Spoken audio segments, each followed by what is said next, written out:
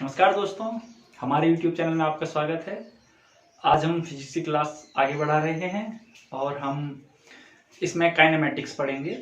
ठीक है, kinematics means जो आपका 2D मोशन है एक्स वाई प्लेन का, उसे पढ़ेंगे। ठीक है, तो इसमें मैं कुछ टर्म्स लिख रहा हूँ। फिजिक्स है टॉपिक आपका, फिजिक्स का है काइनेमेटिक्स। रेक्टिलिनियर मोशन भी बोलते हो आप इसे। देखिए, पहला होता है मोशन। मैं कुछ टर्म्स लिख रहा हूं, पहले टर्म्स डिफाइन कर रहे हैं। मोशन, मोशन होता क्या है, हम कहते किसे हैं। अगर मोशन को डिफाइन करेंगे तो मोशन कैसे डिफाइन करेंगे? Anything which changes its position with respect to time, यानी कि अगर टाइम के सापेक्ष कोई भी ऑब्जेक्ट अपनी पोजीशन चेंज कर रहा है तो वो मोशन में है। ठीक है, टाइम के रिस्पेक्ट में कोई भी ऑब्जेक्ट अपनी पोजीशन चेंज कर रहा है तो मोशन कहलाता है। Second, speed. स्पीड इसे कहते हैं, स्पीड का आपको फॉर्मूला पता है, डिस्टेंस अपॉन टाइम, यानी कि कितने समय में कितनी दूरी तय की, वो स्पीड होती है। ठीक है, एक और होता है वेलोसिटी। वेलोसिटी ये होता है डिस्प्लेसमेंट, ये होता है डिस्टेंस, डिस्प्लेसमेंट अपॉन टाइम। ठीक है, इन दोनों डिफरेंस क्या होता है बताऊंगा आपको। फिर अब देखिए, मोशन हो गया। पाथ लेंथ, पाथ लेंथ, ये पाथ लेंथ क्या हुआ? ठीक है, सपोज आप यहां ए स्थान से बी स्थान तक गए, यानी कि अब प्लेस ए से बी प्लेस तक गए। ठीक है, तो आपने यहां से यहां तक जितनी भी ट्रेवलिंग की है उसे बोलते हैं पाथ लेंथ, और वही आपकी डिस्टेंस होती है। ठीक है, पाथ लेंथ यानी कि आप जितना ट्रेवल किए, उस ट्रेवल के दौरान आपने कितनी दूरी तय की। आप चले कितना, या फिर गाड़ी में ट्रेवल किया, किसी में भी, तो जो भी होता है वो क्या है? Path length. ठीक है, उसी को हम डिस्टेंस कहते हैं। अब यहां पे डिस्टेंस और डिस्प्लेसमेंट लिखा है, दोनों में डिफरेंस होता है। मुझे पॉइंट ए से पॉइंट बी तक जाना है। ठीक है, पॉइंट ए से पॉइंट बी तक जाना है, तो क्या तरीके हो सकते हैं? मैं कोई लंबा रूट ले सकता हूं, एकदम शॉर्ट रूट ले सकता हूं, कोई बीच वाला रूट ले सकता हूं, या फिर पहले किसी स्टेट गया, फिर दूसरे स्टेट, और फिर यहां पे आ। बहुत से वे हो सकते हैं ए से बी तक जाने के लिए। तो जो डिस्प्लेसमेंट होता है, द शॉर्टेस्ट डिस्टेंस बिटवीन दो पॉइंट, किसी भी दो बिंदु के बीच सबसे कम दूरी को ही डिस्प्लेसमेंट कहते हैं। और सबसे कम दूरी क्या होती है? स्ट्रेट लाइन, ये होता है डिस्प्लेसमेंट। ठीक है, विस्थापन, ए से बी तक अगर ट्रेवल कर रहा है आदमी, ए से लेके बी तक, और किसी भी पाथ को ट्रेवल कर रहा है, इसको छोड़ के बाकी क्या है? सारे डिस्टेंस है।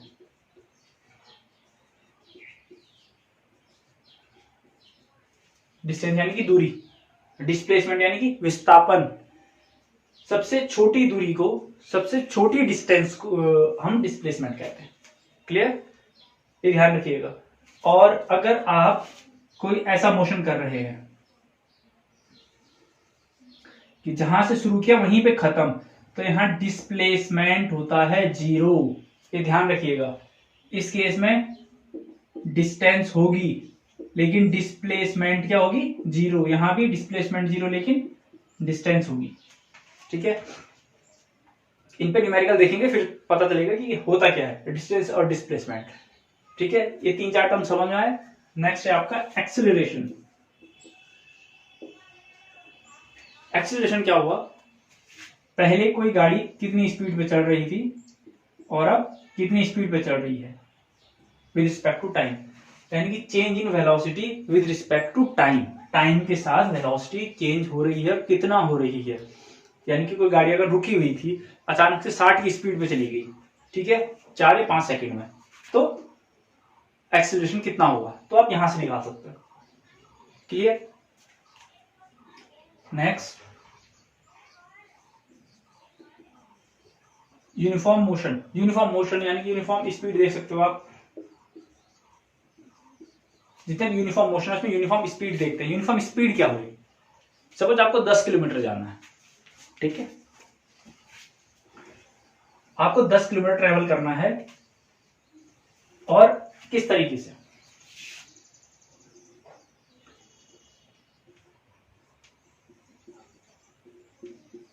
दस किलोमीटर रेस है सपोज, यहां से शुरू हुई है, यहां पे खत्म। अगर ये पहले के जो 5 किलोमीटर है, 5 किलोमीटर, इन दो हिस्सों में रेस को तोड़ दिया। पहले के 5 किलोमीटर आपने 10 मिनट में ट्रेवल किया, और दूसरे के 5 किलोमीटर आपने 6 मिनट में ट्रेवल किया। ठीक है, तो टोटल टाइम कितना हो गया? 60 मिनट। ठीक है, सिमिलरली मैं यहां पे लिखता हूं,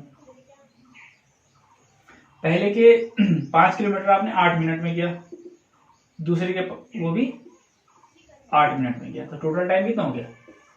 60 मिनट। दोनों कंडीशन में 16 मिनट ही लगे हैं, लेकिन यहां मिनट मिनट, ये पहला 5 किलोमीटर 10 मिनट में किया इसने, और दूसरा 6 मिनट में, जबकि इसने दोनों बराबर 8 मिनट में किया।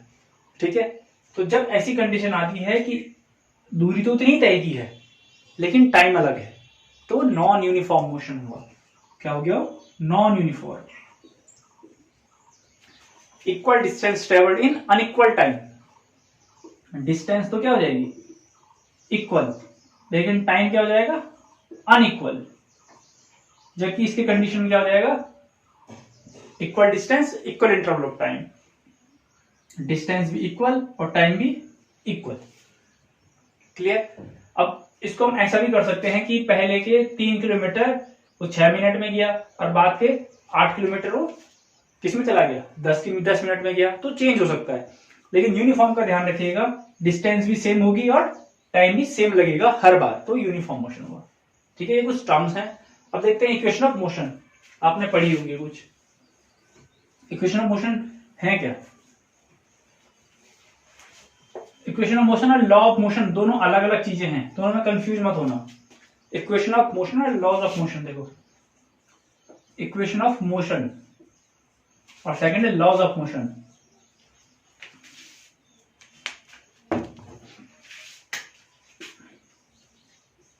Law of motion, equation of motion और लॉ ऑफ मोशन।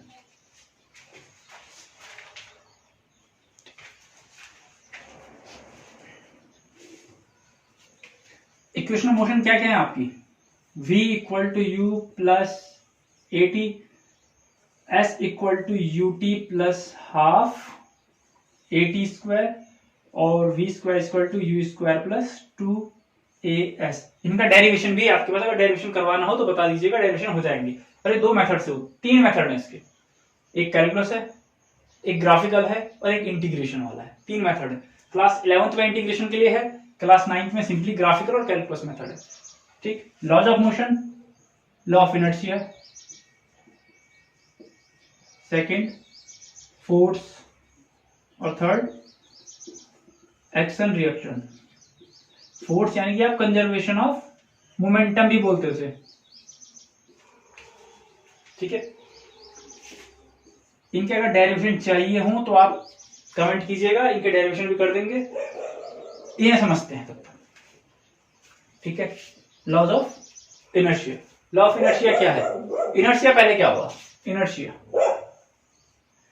इनर्शिया किसी भी बॉडी की, हर एक ऑब्जेक्ट की प्रॉपर्टी होती है कि वो अपनी पोजीशन में रहे। अगर मैंने कोई बंद कमरा है, अगर वहां मैंने फुटबॉल छोड़ दी है, 10 साल बाद आऊं तो फुटबॉल वहीं पे पड़ी होगी। हो सकता है उसकी हवा खत्म हो गई हो, लेकिन फुटबॉल वहीं पे पड़ी हुई होगी। ठीक है, अगर कोई एक्स्ट्रा फोर्स नहीं लगा होगा तो, ठीक है, कोविड-19 के दौरान अगर कोई, जो लास्ट ईयर लॉकडाउन लगा था, अगर कोई ऑब्जेक्ट पड़ा हुआ था तो पड़ा हुआ ही था। अगर रोड की बात कर रहा हूं, क्योंकि रोड में ट्रैवलिंग कम हो चुकी थी, लोग आवाजाही बंद हो गई थी। अगर कोई ऑब्जेक्ट पड़ा है तो पड़ा ही रहेगा। ठीक है, ध्यान रखिएगा, वो इनर्शिया हुआ। किसी भी ऑब्जेक्ट की प्रॉपर्टी होती है, प्रॉपर्टी ऑफ एन ऑब्जेक्ट, किस चीज के लिए? टू रिटेन इट्स पोजीशन, अपनी पोजीशन पर रहना, और अपोज द मोशन, ये भी कह सकते हो। इनर्शिया क्या है? मोशन को अपोज करता है। और law of inertia, law of inertia क्या है कि अगर कोई ऑब्जेक्ट मोशन में है तो मोशन में ही रहेगा, रेस्ट में है तो रेस्ट में ही रहेगा, अनटिल, कब तक, until an external force not applied on it, यानी कि अगर कोई बॉडी मोशन में है तो मोशन में ही रहेगी, कोई रुकी हुई है तो रेस्ट में ही रहेगी, लेकिन कब तक रहेगी, जब तक कोई बाहरी फोर्स उस पर अप्लाई नहीं किया जाता है। वो पहला लॉ है, लॉ ऑफ इनर्शिया। ठीक है, इसके एग्जांपल्स में आपके पास कि जब बस स्टार्ट होती है हम पीछे के लिए गिरते हैं, और या फिर जब सडन ब्रेक मारते हैं तो हम आगे के लिए जाते हैं। क्यों, हमारी बॉडी क्या होती है, पूरी गाड़ी के साथ इनर्शिया की स्टेज में रहती है, गाड़ी मोशन में रहती है तो हम स्टेबल रहते हैं, हमारी बॉडी उस हिसाब से अडेप्ट कर लेती है। लेकिन अगर सडन ब्रेक लगे या फिर सडन आगे के लिए बढ़े तो हमारी जो बॉडी है वो अपोज करती है मोशन का, क्योंकि हम सिस्टम में तो हैं लेकिन अटैच नहीं है सिस्टम से। अगर आपको सीट से चिपका के रख दिया जाए तो आपको ये फीलिंग नहीं आएगी। क्लियर, ये लॉ ऑफ इनर्शिया है। सेकंड है conservation of momentum. Conservation of momentum में क्या आता है, force applied on a body, किसी भी बॉडी पे अगर फोर्स अप्लाई करता हूं तो it's directly proportional to rate of change of its momentum. अगर मैं किसी भी बॉडी पे फोर्स अप्लाई करता हूं तो उसके मोमेंटम चेंज करने पे, मोमेंटम चेंज करने की दर पे डिपेंड करता है। मोमेंटम क्या हुआ, मास इनटू वेलोसिटी, यानी कि कोई ऑब्जेक्ट कितनी वेलोसिटी से मूव कर रहा है तो उसके मोमेंटम होता है। इसको सॉल्व करेंगे तो F इक्वल्स टू, इसकी जगह क्या आ जाएगा, mv माइनस mu, क्योंकि चेंज इन है तो इनिशियल और फाइनल दोनों आ जाएंगे। T मास का मान जाएगा तो क्या आ जाएगा, mass v minus u upon T, तो इक्वल्स टू ma। ठीक है, F equals to n। Clear, ये फॉर्मूला यहां से आया है, ये सेकंड लॉ है। सेकंड लॉ क्या है कि फोर्स जब किसी पे बल लगाया जाता है तो उसके rate of change of momentum, momentum बदलने की दर पे निर्भर करता है। क्लियर। अब थर्ड है एक्शन रिएक्शन का। एक्शन रिएक्शन का फोर्स ये है कि आप किसी पे कितना जोर लगाओगे वो उतना ही जोर वापस लगाएगा, यानी कि अगर मैं इस दीवार पे धक्का मारता हूं तो दीवार भी मुझ पे उतना ही फोर्स वापस मार रही होगी। ठीक है, बट महसूस क्यों नहीं हो रहा, क्योंकि ये स्टेबल है। ठीक है, आप इसका ट्राई कर सकते हो कि कहीं पे किसी दीवार पे वो कर लीजिए, हिट कर लीजिए हाथ से। ठीक है, अगर आप हाथ से हिट करते हो दीवार पे तो आपके हाथ पे पेन होगा। ठीक है, वो किस में आ जाएगा, थर्ड एक्शन रिएक्शन में। अब जो सेकंड लॉ है, सेकंड लॉ का एग्जांपल वो भी है कि एक फील्डर कैच करते हुए हाथ को पीछे क्यों खींचता है। ठीक है, या फिर गन से गोली लगती है तो रिकॉइल क्यों करती है, वो सब के सब क्या है, सेकंड और थर्ड लॉ में आते हैं। ठीक है, अगर बोट से हम डेक की तरफ आ रहे हैं तो बोट पीछे के लिए क्यों सरकती है, या फिर जब रेत में चलते हैं तो रेत पीछे के लिए क्यों जाती है। ठीक है, और जो नॉर्मल चलना हुआ वो थर्ड में आएगा। ठीक है, लेकिन अगर किसी दलदली में है तो कंजर्वेशन के अंडर आता है। समझने के लिए देखिए, थर्ड वाला क्या है, अगर सिंपल टर्म में समझाऊं, यहां से मैंने 5 न्यूटन का फोर्स लगाया, यहां से 5 न्यूटन का फोर्स लगाया और 10 किलो का बॉक्स है। एक 10 किलो का बॉक्स है, यहां से 5 न्यूटन का, यहां से 5 न्यूटन का फोर्स लगेगा तो ये बॉक्स कहीं मूव नहीं करेगा। क्यों, क्योंकि दोनों तरफ से इक्वल अमाउंट ऑफ फोर्स लग रहा है। अगर दोनों में से कोई भी एक फोर्स कम होता है, दोनों में से कोई भी एक फोर्स कम होता है तो वो उस डायरेक्शन में मूव करेगा, रिजल्टेंट डायरेक्शन वो हो जाएगी उसकी। क्लियर, ये थर्ड लॉ है। इसी लॉ के अकॉर्डिंग हर चीज अटकी हुई है। मैं अगर जमीन पे खड़ा हूं तो थर्ड लॉ के अकॉर्डिंग है, क्योंकि मैं जितना फोर्स जमीन पे लगा रहा हूं जमीन भी उतना ही फोर्स मुझ पे लगा रही है, जिसे हम रिजल्टेंट फोर्स भी बोलते हो या फिर नॉर्मल, दोनों में से कुछ भी कह सकते हो। ठीक है, ये 3 लॉ ऑफ मोशन थे। नेक्स्ट वीडियो में हम प्रोजेक्टाइल मोशन करेंगे। आज की वीडियो में इतना ही। Thank you, keep watching.